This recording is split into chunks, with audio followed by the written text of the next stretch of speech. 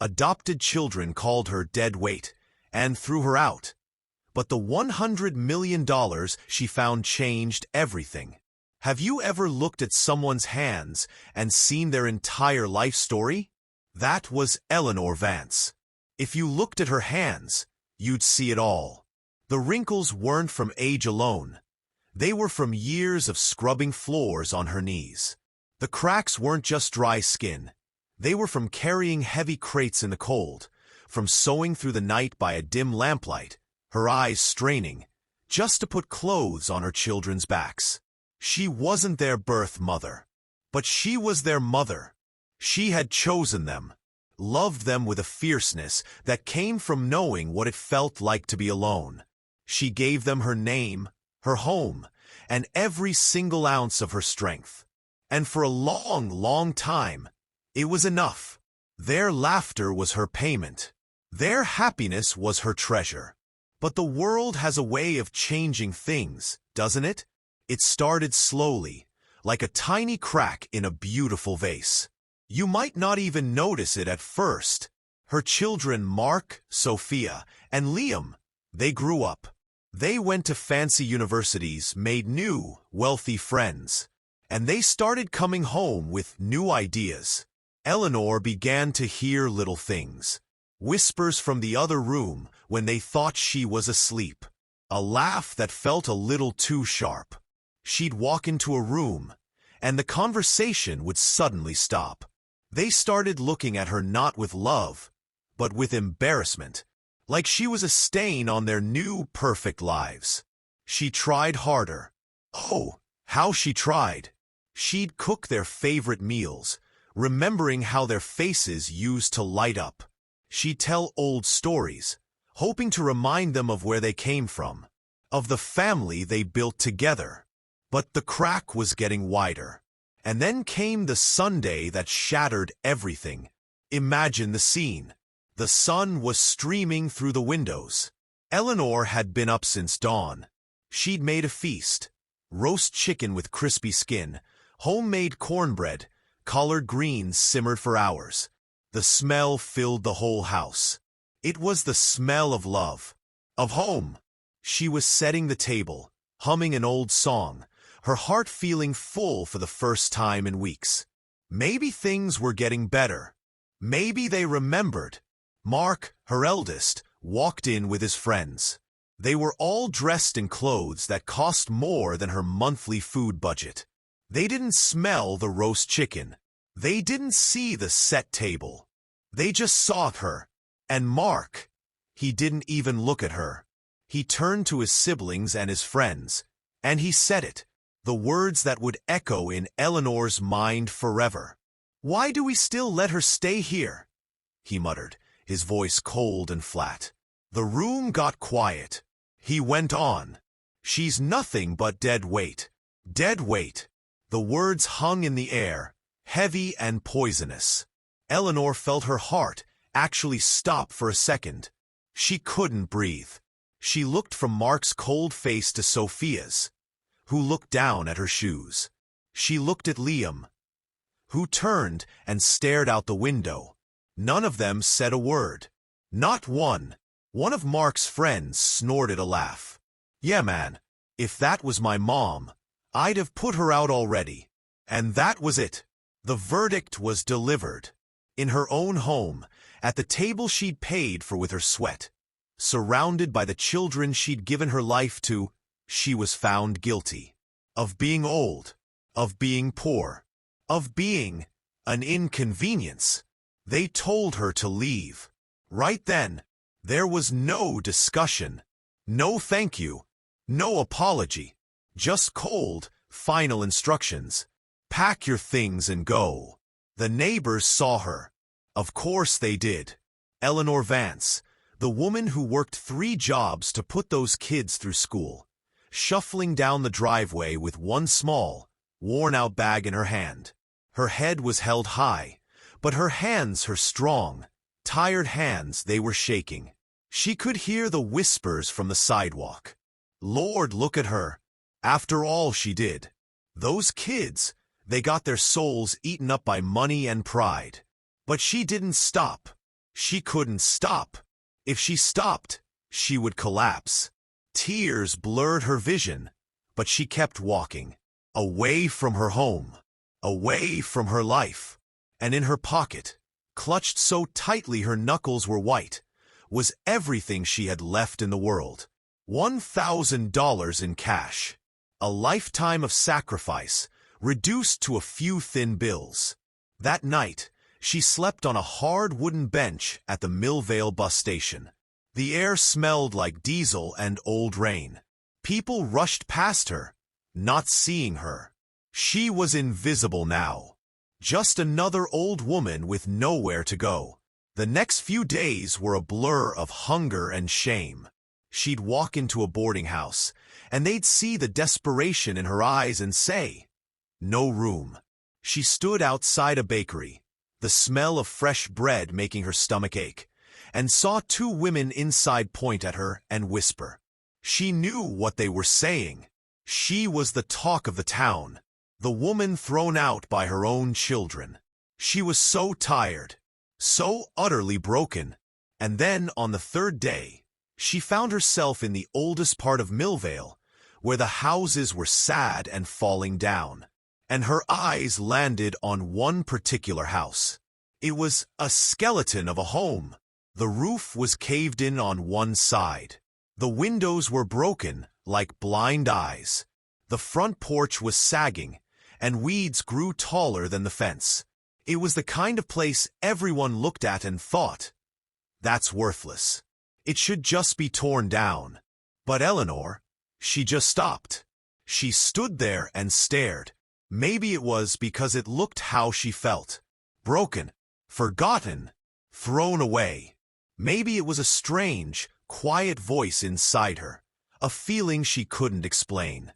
She walked up to the for sale sign, her heart pounding. She called the number with her last bit of change.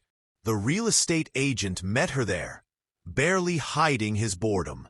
"You sure about this, lady?" he said. "It's not fit for anything. It's a tear down." Eleanor looked at the crumbling house. She looked down at the $1,000 in her hand. Her last hope, her final sacrifice. And she made a choice. With hands that shook, she handed him all of it. Every last dollar. She signed the papers right there on the hood of his car. And just like that, she was the owner of a ruin. That night, Eleanor Vance lay on a dusty, broken cot she'd found inside, staring up at the stars through the giant hole in the roof. The wind was cold. She could hear rats scratching in the walls. She pulled her thin coat tighter around her, shivering. She was colder, hungrier, and more alone than she had ever been in her entire life.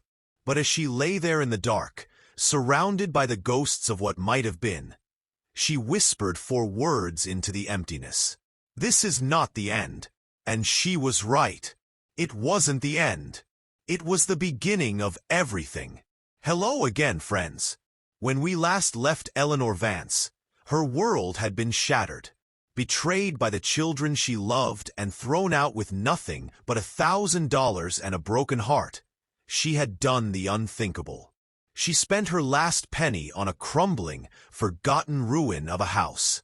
And as she lay shivering on a broken cot, staring up at the stars through a hole in the roof, she made a promise to herself. This is not the end. And my goodness, was she right? Imagine waking up in that cold, dusty silence. The smell of mold and decay. The sound of the wind whistling through cracks in the walls. For a weaker person, that first morning in the broken house would have been a final, crushing defeat. The weight of it all would have been too much to bear. But Eleanor Vance was not a weak person. Her body was tired, but her spirit had been forged in a lifetime of challenges. She got up. She brushed the dust from her clothes. And she got to work. There were no miracles that first day. Just hard, heartbreaking labor. She started sweeping. She pulled out rotten boards with her bare hands, her fingers bleeding. She bundled up piles of trash that had been left for decades. It was back-breaking, soul-wearying work. But with every nail she pulled, it was like she was pulling out a little piece of her own pain. With every pile of rot she carried out, she was making space for something new. She worked for days. The neighbors in Millvale would see her and shake their heads. "Poor old soul," they'd whisper. "She wasted her last dollar on this place. She'll never make it through the winter." They saw a foolish old woman. They didn't see the determination in her eyes. And then it happened. It was an afternoon like any other. She was scrubbing a particularly stubborn stain on the floorboards of what was once the living room. Her brush hit a spot that sounded different. Hollow. Not like solid earth. Her heart did a little skip. Maybe it was just a pipe? An old piece of metal? But something told her to look closer. She knelt down, her old knees cracking. She used a rusty nail to pry at the edge of the warped wooden board. It creaked, it protested, and then it lifted. Underneath, buried in the dirt, was a small metal chest. It was rusted shut, the lock fused with age. Her hands were trembling now. With a rock, she hit the old lock, once, twice, until it finally burst open. The lid creaked back, and a cloud of dust bloomed into the air. Inside, she didn't find junk. She didn't find old newspapers. She found a future. There were bundles of papers, tied with faded ribbon. Old bonds and certificates, their fancy script still legible. And at the bottom, wrapped in a disintegrating cloth, were rolls of coins. Heavy, cold, and unmistakably gold. Eleanor sank back against the wall, the documents clutched in her dirty, trembling hands. She didn't scream. She didn't shout. She just sat there, tears streaming down her face, making clean paths through the dust on her cheeks. It was a quiet, overwhelming wave of relief, of validation, of shock. She wasn't worthless. She had just been looking in the wrong place. Now, this is the part where many people would go crazy. They'd buy fast cars and big mansions. They'd want to show off. But that wasn't Eleanor. Her heart had been changed by what she'd been through, not by the money she'd found. Quietly, wisely, she sought out experts. She sold a single coin, then a bond. She didn't tell a soul. The first thing she did wasn't for herself. It was for the house. She hired a contractor to fix the roof, to shut out the rain and the cold. It was a symbolic act. She was finally safe. Slowly, miracle by miracle, the house on the edge of Millvale began to transform. The sagging porch was repaired and painted a brilliant white.